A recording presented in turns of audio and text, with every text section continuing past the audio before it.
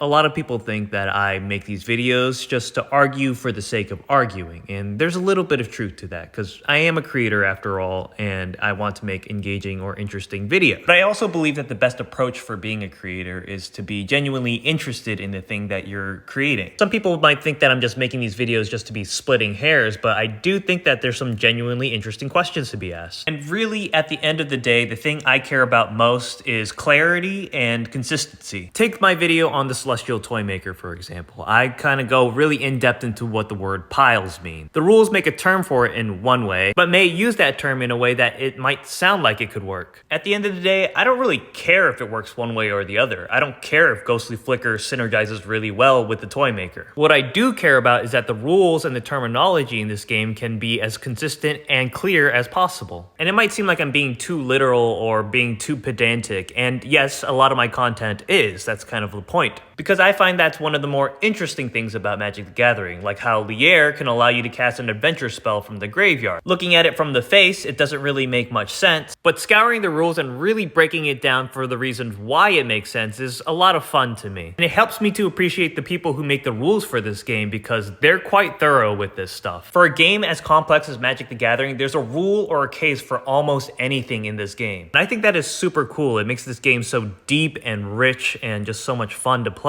Now, that's not to say that if something doesn't directly work with the rules that I'm not willing to accept something as the way that it was supposed to work as intended. Even though I don't necessarily agree with it, I will accept that because having a answer is better than no answer. The most important part is to just be able to play the game and not get lost in every little minutia of it. So sometimes it's just correct to just give a ruling, even if it's not the most correct ruling. Because I understand this game is so incredibly complex and the people who make the rules for this are probably not lazy and they know what they're talking about.